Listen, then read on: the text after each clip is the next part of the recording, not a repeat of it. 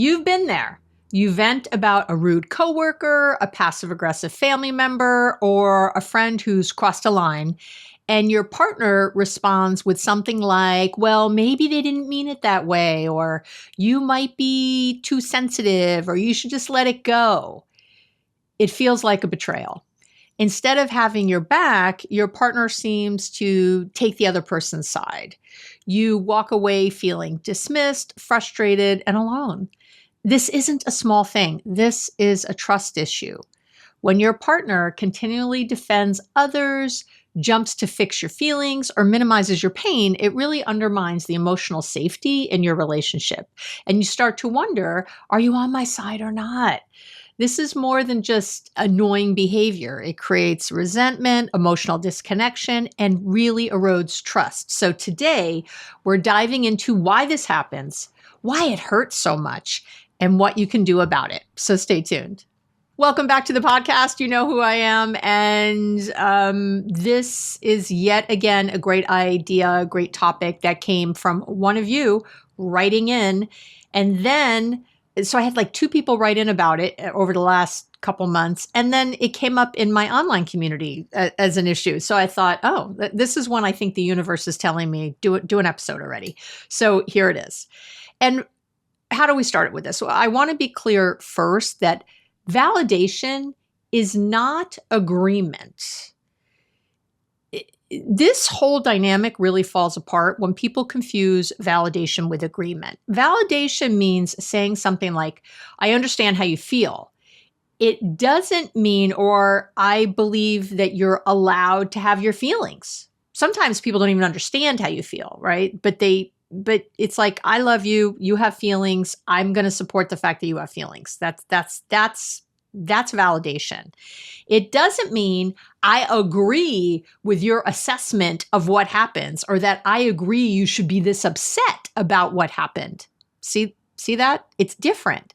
And that's where people get really confused right off the bat. So when your partner skips over that validation, it sends the message that, your feelings don't matter. Even if that's not their intention. And I think it's obviously often not their intention, but that's the message. So let's talk about why your partner takes other people's side. Okay. And obviously your own situation is unique in some ways, but I've been doing this over 35 years, about 40 years. And I can say that there's about 6 key reasons, most commonly, that explain why this happens. Okay. And I think, as always, when you understand, seek to understand, right? Go in trying to learn something, not prove something. And when you understand a situation better, you're better able to have compassion, to deal with it in a way that's going to be effective, right? So let's talk about those 6 ways. I'm sorry, my nose is itchy. Okay. So number 1 is that your partner is probably uncomfortable. There's some kind of discomfort with quote unquote negative emotions. Now, many people, probably you too, are deeply uncomfortable with emotions in general, but especially the ones they see as negative. And I'm putting that in quotes because there are no negative emotions. Even that idea that there's unhealthy emotions, there's ones that don't fit a situation. But anger, for example, is not an unhealthy emotion. It's in general, it's very healthy. It can be motivating. It's a response. If you get into rage, that's not healthy. If you're angry for weeks about something, that's not healthy, right? If you're angry at every teeny tiny little thing that happens because you're so brittle, that's not healthy. You know what I mean? So to put things into negative or positive really gets us into trouble. So I want to say that first, but I'll use that term because I think people relate to it. And and as always, I'm going to give you some research all through this, lots of research today. As always, there are going to be links to all the research under the video on YouTube if you're watching there. What am I going to say? Please like and subscribe. If you are, leave a comment, say hi. And otherwise, it's on the website, right, where you can find the blog. I write a blog for every single episode. And if you ever really love what we're talking about and have maybe a partner who doesn't listen to podcasts or someone that, someone else you love, but you feel like I'd really love it if they heard this, you can send the blog. And that's a great way. Someone can read that and you could say, could you just take 10 minutes and read this and can we talk about it? I mean, that's a very different way to talk to someone and see if you can get their buy-in to talk about a subject. So I always write up a blog for every single episode. It's not a transcript. It's not some unwieldy transcript. It's an actual article that I write. So yeah, because I love you. Who loves you? Abby loves you. All right. So research shows that men in particular are generally socialized to suppress emotions. I don't think that's a big shock to anyone, but there's real research about this, and it is across different countries. Everyone's, again, a little different, but overall, men are socialized to suppress their emotions and focus on solutions rather than feelings. And that creates a learned discomfort with emotional expression, especially when those emotions seem what they deem as messy or hard to fix. So that, to me, that's the absolute number one way this happens. And I know most of my listeners are female. Not all, by far. About 75% of you are female and about 25% are male. So, and I know that most of the women are, thinking this is a male to female part. Like women, we're the ones, right? Our partners are the ones who aren't, who are taking other people's side or whatever. But trust me, women do this too. So I do want to be clear that I see this often in ways that might seem sneaky, which again, I'll talk about. Okay, we'll get there. So number two, another reason this might be happening is like a problem-solving reflex instead of emotional support. I tell people a lot in my practice, and I will admit I say this to men mostly. I always say I want you to see the tiger. Don't try to fix the tiger. Right? So, the tiger being something that's coming at us that we're complaining about in our brains when we're upset about something, that's a tiger about to eat us, believe it or not, because our brains are drama queens and kings. So, we need the other person to say that they see the tiger too, not try to fix it, not try to solve it, but just say that they see it. A lot of times people don't want to do that because they're afraid that you're going to get even more emotional. Like if I meet you there, oh my God, it's going to get crazy. The opposite happens. Okay. We calm down. People calm down. It happens every time. But the idea in people's heads, why they're taking the other person's side, is that they think that they're going to add fuel to the fire if they quote unquote agree with you or say, yes, yeah, I understand why you're so mad, that you're going to get even angrier. But the opposite happens. When someone tells us that, we're relieved. We're like, oh, thank God. Again, if I came up to you and was like, oh my God, there's a tiger chasing me. And you said to me, I think you're overreacting and, being really sensitive, and maybe the tiger has feelings too. And maybe the tiger's hungry, right? It's the same thing. Instead, if you said, oh my God, there's a tiger. Okay, let's get out, oh my gosh. And it was right there. Then you could say, let's get out of here. Or should we hide? Or then you can problem solve, but you can't problem solve before seeing the tiger, saying that there's a tiger. Okay. So there is that problem-solving reflex instead of emotional support. And again, research shows that the brain often defaults to problem solving when it encounters distress. How's that? That's what the research shows. So, and this pattern is more common for sure in people who have more analytical cognitive styles, right? Which is often linked to something called higher systematizing brain patterns. Again, that very sort of, when you think about people who are more in their head than their heart, I guess is how we could say that. And that is generally found in men, but again, women experience it too. So the problem, of course, is that relationships aren't engineering problems. They're living, breathing experiences. And this is when that gets into trouble. The third reason I see this happening, that your partner might be choosing, taking someone else's side is this conflict avoidance and anxiety. So for some partners, your upset triggers their own anxiety. And I think that's really common. So instead of sitting with the discomfort, they're trying to neutralize the situation by minimizing your fears or explaining away the issue. And so this is, I say with love, selfish. It's a self-soothing behavior, not a you soothing behavior, right? It is something they're doing for themselves. I've brought this up before. I've run groups, let's say, in my many years as a counselor, I've run let's say a group of people, and someone gets, things get real and someone starts to cry. And then invariably someone jumps up to go get tissues. There is nothing more selfish than that. And I say that with love. I know you don't think that's what, no, I'm doing something nice. No, you're not. And I watch it every time. You are breaking the intimacy of that moment. You're taking yourself out to go fix it because you're uncomfortable watching this person cry. You can say it's for 100 other reasons. You can sit there in denial all you want. And I am telling you with so much love in my heart that it is not a kind thing to do. I watch the person every time. I'm telling you, I watch them like sink and come out of themselves. I watch them come out of the emotion and like, oh yeah, I gotta wipe my nose. It's like, no, you don't. Like, let's just be here now. This is such a deep moment we're having that you're crying. We're here. Right? Just staying here. It's uncomfortable for people and they try to fix it, or somebody makes a joke, or the person themselves makes a joke, right? Oh yeah, I'm blubbering. Sorry. Or they apologize. I have so many people, clients right now who are in session with me who start crying and they're apologizing for crying. Think of that. First of all, you're in therapy. What better place to cry? But like, why are we apologizing? For what? For showing your emotion but that's how we see this. That's how, because it makes, the reason you apologize is because you're making other people uncomfortable. I know you don't, not consciously, none of this is conscious. I want to be really clear. None of this is conscious, but that's what's happening subconsciously. So take note.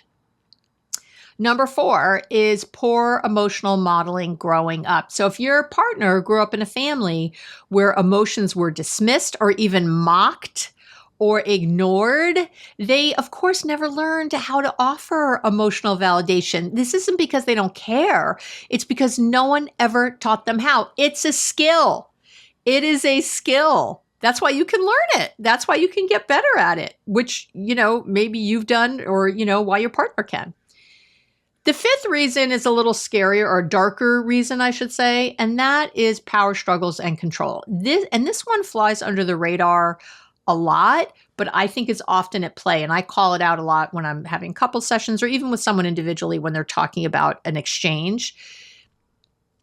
Again, the research shows that sometimes a partner will invalidate your feelings or take someone else's side as a way to control or assert dominance in the relationship. I know. And that kind of behavior is really rooted in low self-esteem or insecurity of that person. It often comes from, growing up in families where power struggles were modeled instead of, collaboration. So the underlying message, right, for this person is like, oh, I'm the rational one here. You're the irrational one. That sort of dynamic. You're the sensitive one. You're being overly sensitive or to this or to that, right? And that dynamic keeps one partner feeling small and the other feeling superior, again, whether consciously or not. But I see that one come up a lot. And that's a little bit of a darker motive. Again, usually unconsciously, so don't go blaming your partner, but that does happen. And then the last one is kind of something I just alluded to. They think they're being helpful. Many people, they genuinely believe that offering advice, reframing the situation, defending the other person is helpful. They don't realize that it leaves you feeling emotionally abandoned. They think, that you're doing it. And I will say, and I say this a lot, if, again, you're someone in a relationship with a male partner, that often there's that feeling of, again, a lot of times men are socialized that they don't share stuff. They just take care of it. And the only reason they would ever share something that's bothering them or that's a problem is because they haven't been able to fix it on their own. So they are looking for feedback or for something else to help fix it. So that's what they think you're doing. Right? They like, well, isn't that the only reason you're talking to me so that I can help fix it? That kind of thing. So those are the reasons why. And again, there's more. People are complex, but those are the biggies that I see. And obviously, more than one reason can be at play. Now, let's talk about why it hurts. There's a neuroscience to feeling unsupported. Unsupported. This isn't just about feelings. This is about your nervous system because humans are biologically wired for connection. Okay. And that's not news to you, I hope, at this point, if you've been listening to me for any amount of time. Our nervous systems regulate best when we feel safe, when we feel seen and connected to others. And that's called co-regulation. I've talked about co-regulation before on the podcast. The easiest way to talk about co-regulation is if I have a baby crying and like I'm let's say a new parent and I'm holding a baby who's crying. What you want to do, of course, is not get hysterical with the baby. Like, why are you crying? Oh my God, this is horrible, right? If you were doing that, the baby would cry more. Yes. I mean, it's not even hard to, we co-regulate. So what we want is for the parent or the guardian, whoever's with that baby to be, it's okay. Ooh, okay, I'm here with you. Soothing, right? Soothing. And then eventually, hopefully, the baby will co-regulate to that soothing energy. That's sort of what happens. So when someone validates us, as adults, when someone, or kids too, but when someone, we're talking about adults here, when someone validates us, like our partner, our nervous system shifts from fight or flight to safety and calm. Okay, I know. That's why it feels so good. So when your partner invalidates your feelings, whether, again, that's by jumping in to give advice, defending the other person, or minimizing your feelings, it sends a signal to your nervous system that you're not safe, that you're not connected. So your brain interprets that as a threat. And then your body releases stress hormones like cortisol and adrenaline. Your heart rate increases. Blood flows away from parts of the brain that are responsible for higher reasoning and goes towards all those survival responses. Again, fight, flight, or freeze kind of stuff. I know. That's why it feels so awful. That's why it feels so bad. You're not just being sensitive. You're responding to a real biological signal that your emotional safety has been compromised. Yeah, I'm just going to let that sink in for a minute. It's a little bit of a mic drop moment, isn't it? I'm never dropping my mic because they're expensive, but you know what I'm talking about. So, okay. So I want to say that this is all really about trust. Okay. Most people think about trust in relationships as a simple yes or no, as black and white. You either trust someone or you don't. But if you've been listening to me for any period of time, you know that that's not how trust works. I've talked quite a bit about something I call the trust triad in previous episodes. I'm just going to do a really quick recap right here. I will link to all those episodes in the show notes and in the blog and under the video because you really want to go back and listen with more time if you haven't already heard this from me. But I'm going to remind you that the trust triad, there's like 3 pillars, 3 pieces to trust. Integrity is one. Is my partner honest? Do they tell the truth? Right? Just that, telling the truth. Obviously, being evasive or omitting things is also not telling the truth. And I did an entire episode on that recently. When your partner is lying or being evasive, blah, blah, blah. Or maybe it's when someone is, not just your partner. But anyway, so integrity is one. The second pillar of the triad is competence. Does this person do what they say they'll do? Can I rely on them? If they say they're going to be at dinner at 5 o'clock and meet me at the restaurant, you tell how old I am, 5 o'clock. People are like, 5 o'clock at a restaurant? What are you talking about, Abby? Yeah. Okay. 5 o'clock. All right. Early bird specials. Thank you. No, I'm not quite there. I'm close. I'm close. I really have been that person down in Florida with my parents eating dinner at 4:30. Like that stuff's true. But anyway, but competence is that second piece. So integrity, can I trust them as far as them telling the truth? Competence, can I rely on them? Do they follow through? Do they do what they say they're going to do? And then the third is goodwill. Does my partner have my back? Do I feel like they're emotionally invested in my well-being?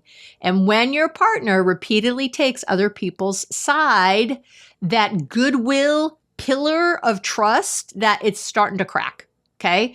So yeah, you might still trust that they're not going to cheat on you or something or steal money from the account, but you might trust them to handle finances or take care of the house or whatever, but you stop trusting them to be emotionally safe. You stop trusting that they're on your team. And that's the real relationship injury, because when trust goes, when the goodwill pillar breaks, we start to get a disconnection, emotional intimacy goes in the garbage, vulnerability goes away, all the things you need. You start thinking, why should I share how I feel if it's just going to get dismissed somewhere, even if that's subconsciously? Or you start thinking, I just have to handle everything alone. I can't count on this person. I can't count on you when it really matters. That's really, really a problem. And resentment starts to grow. Disconnection is blossoming everywhere.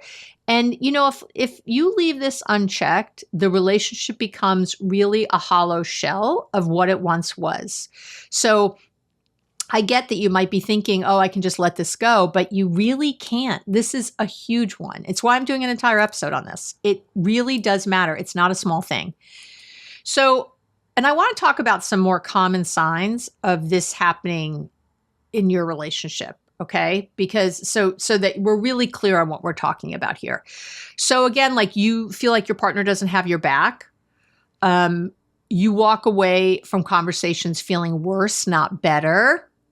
Okay. Yeah.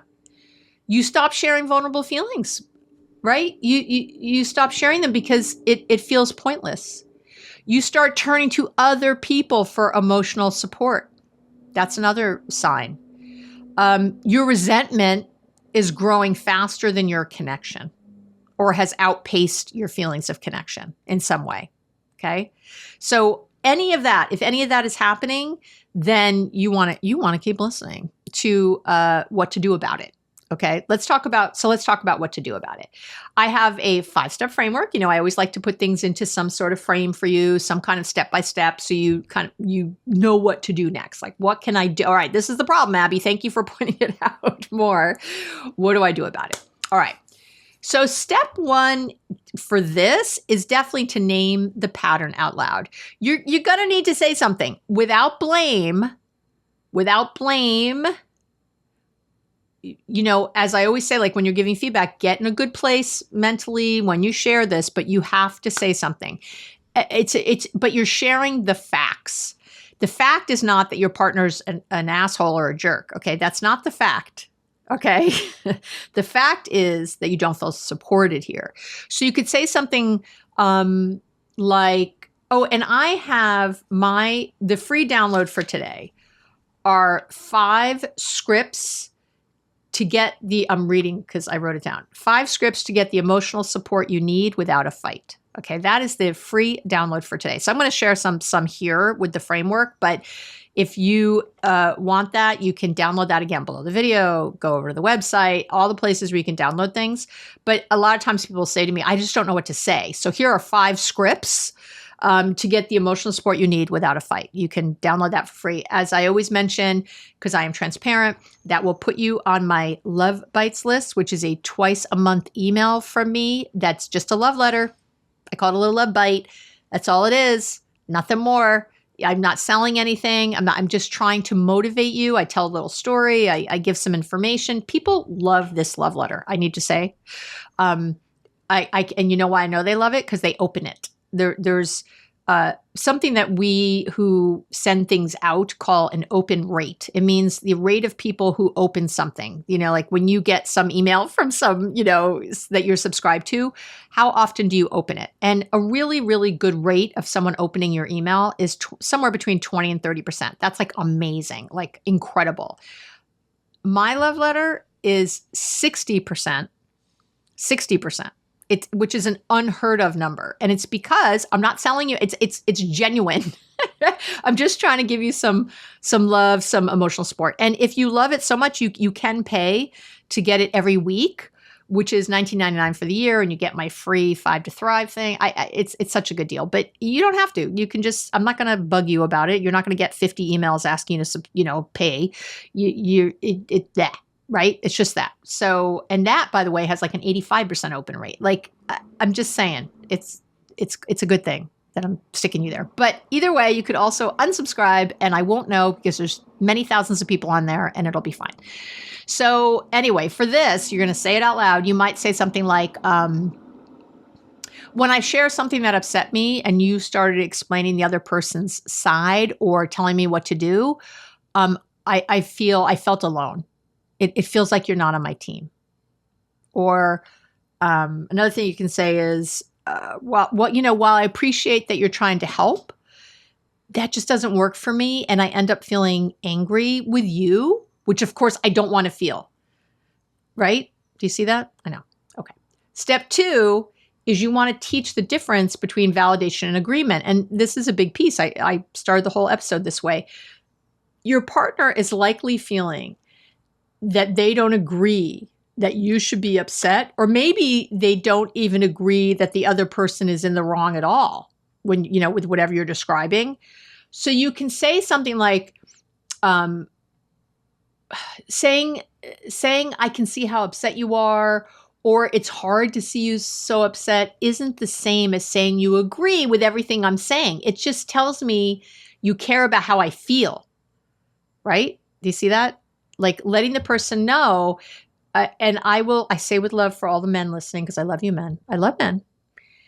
I will say with love that men especially need to hear this. Because that's what I hear. I have a lot of men in my private practice, so I know because you guys are telling me. You'll say to me, but what she's saying is so crazy, or she's talking about this thing, and I think she's wrong, and I'm like, that's fine, but you love this person. And they feel this way. So, again, see the tiger, don't fix the tiger. And if you see the tiger, you're going to be amazed that then people are more open to problem solving. It happens every time. So I call it also say yes first. So it's kind of like you're saying yes first, and then you can problem solve, right? You can do something on the other side. Okay. Step 3 is to be crystal clear about what you need. Now, you want to be very clear about what you're looking for. So again, that's why the scripts are so important, and that's why I wrote those up separately for you. But I'm giving you some here too. You don't even have to download anything. So you could say something like, I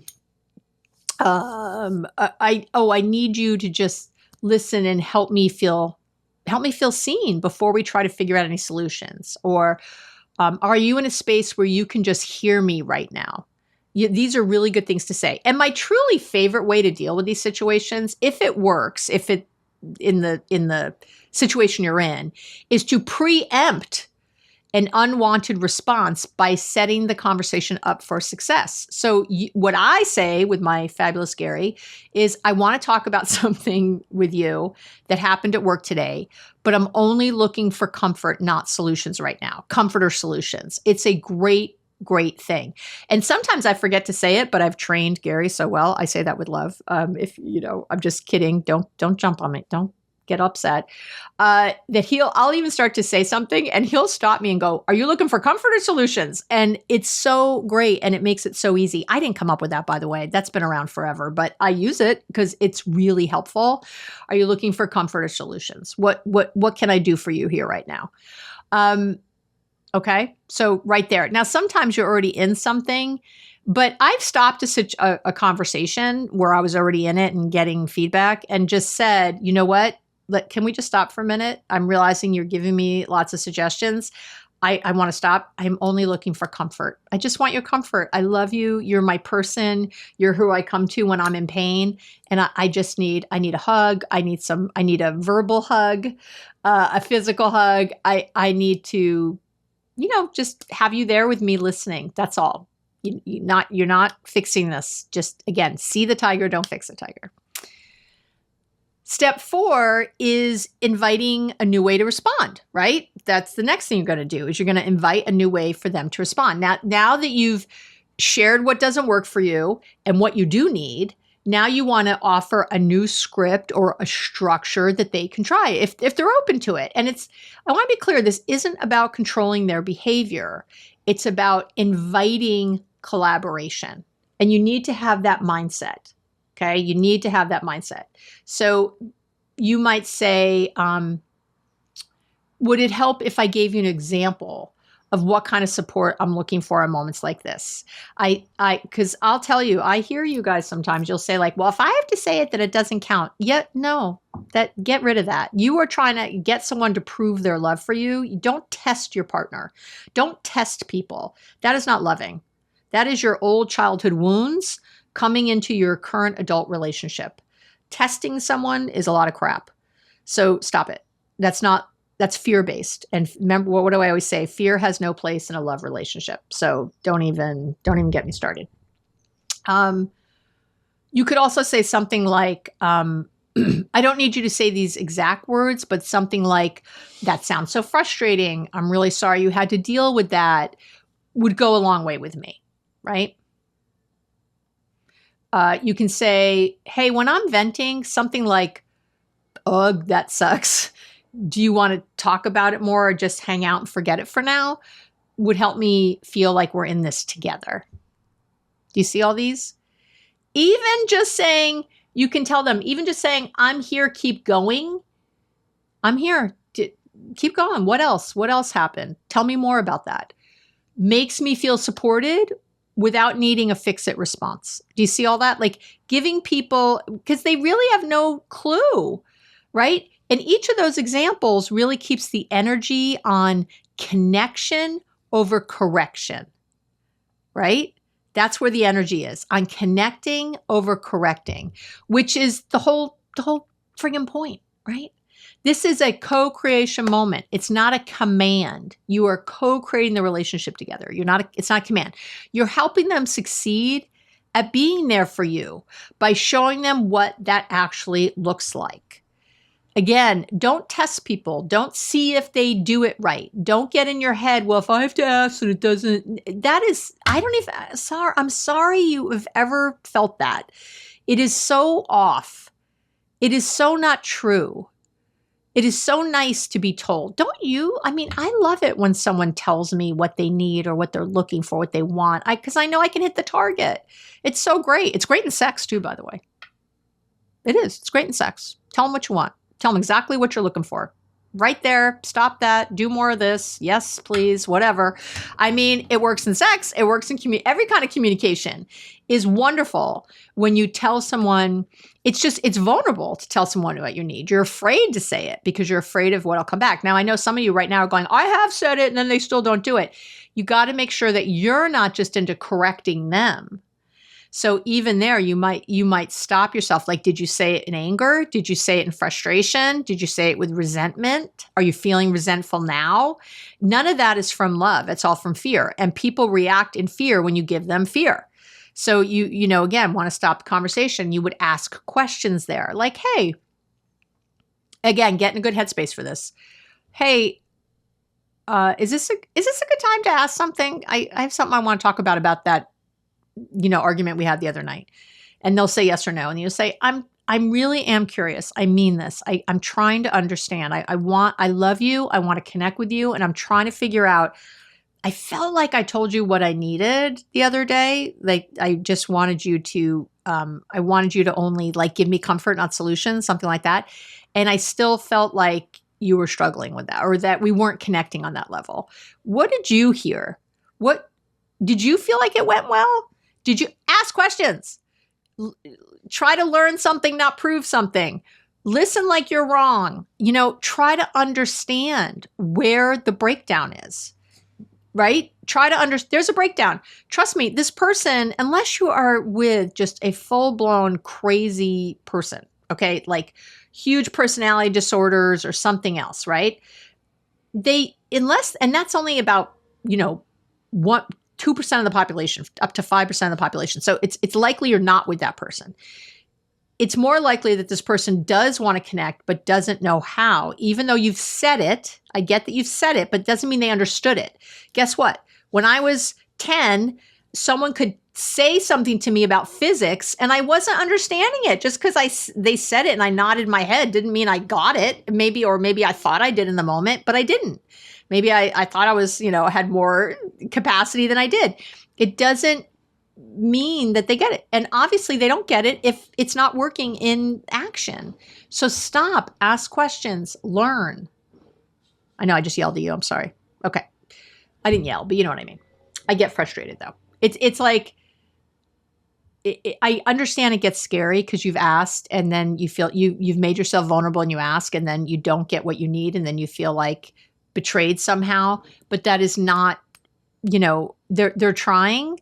They need more help in the try. And just because they say they got it doesn't mean they got it. Okay. Step 5 is then to check for the power struggles. Now you got to check for any power struggles. Remember all those reasons I mentioned earlier about why your partner might not be supporting you, right? This was one of them. So you now might ask yourself, like really sit afterwards. Is my partner trying to be right more than they're trying to connect? Is that the feeling I get if I really step back? Or am I getting the feeling that they're just really lost and frustrated in this because they've just never learned this before? Okay, so really think about it. Ask yourself, do they downplay my feelings to feel more in control? Is that what I'm getting here? If the answer is yes, again, that could be a deeper dynamic that needs to be addressed. Maybe more open conversations. You likely need to set much stronger boundaries then. Okay, maybe get one of my books, Boundaries Made Easy, the workbook, Boundaries Made Easier, right? Seriously, I mean that. Or I have a lot of free things on the website about boundaries. Maybe do that. But usually the answer is you having stronger boundaries, but either way, or possibly couples therapy at that point. Okay. Or you doing individual therapy to decide if this is the kind of relationship you want to be in. All right. So let me wrap it up by saying, this isn't about being dramatic or needy. This is about your basic human need for emotional safety. When your partner or anyone really doesn't validate your feelings and constantly sides with other people, it hurts because, again, it breaks the trust. You stop believing that they have your back. Okay. And now the good news, of course, is that it's fixable. Most people simply don't understand how important validation is or how to give it. It's a skill. They don't know how to give it. But I've seen it, with the right tools, with open conversations, you can absolutely shift this pattern and rebuild, not just connection, but really rebuild trust. So I want to talk about my therapy to go bundle in a minute. And if you're done, you're done. I want to remind you to download the 5 scripts to get the emotional support you need without a fight. And all the look below the video, go to my website, all the places it'll be, wherever this episode is. And then I always have a therapy to go bundle. So it's like therapy to go, a little bundle. Again, you can join my One Love Collective, which by the time you're listening to this is on Substack. Just look up Abby Medcalf and I'll have all the links to Substack everywhere. If you want to join the One Love Collective, you can. You'll get everything I'm mentioning, plus, early drops of the podcast, episodes without ads. You'll get a live Q&A with me twice a month. You'll get all kinds of other things. But if you don't want to do that, it's $10 for the Therapy to Go bundle. It's $8 a month to join the One Love Collective. And then you get these bundles with every single episode, like therapy for every episode. That's what I'm trying to do. So in the bundle, if you're trying to decide if you'd like to download that, or if you want to even join the One Love Collective, the bundle for this episode is I have a building connection instead of power struggles. It's like a self-assessment checklist. Again, this is in addition, obviously, to the free download. Conversation starters for rebuilding goodwill and emotional safety. So these are different than those emotional safety scripts that are free. The emotional support quick reference guide. You're also getting journaling prompts. You're getting power struggle patterns. It's another kind of self-assessment checklist looking at power struggle patterns. There's a reflection worksheet, how to ask for what you need without getting defensive or starting a fight. There are repair scripts. These are what to say when you're the one who messed up. Okay. And last, there's a trust triad inventory to kind of figure out where's the crack maybe in the trust triad for you and your relationship. Okay. All that is $10 if you just want to buy it yourself, and you can. You don't have to join. Or if you'd like to join our community online, which is really fabulous, the One Life Collective on Substack, you can do that and you'd get it all for free for not for free, for $8 a month. You'd get that. Plus, again, everything else I have in all the other episodes.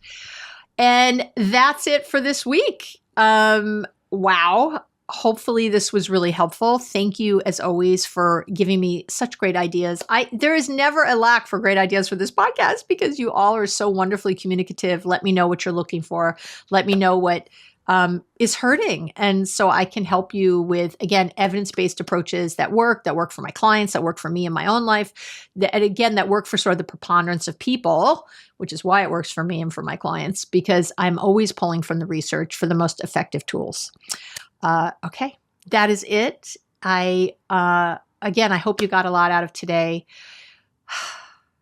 Thank you for being here with me. It always means so much. This is, it's really my favorite part of the week is doing the podcast with you. All right. I love you. Have an amazing week, and I'll see you soon.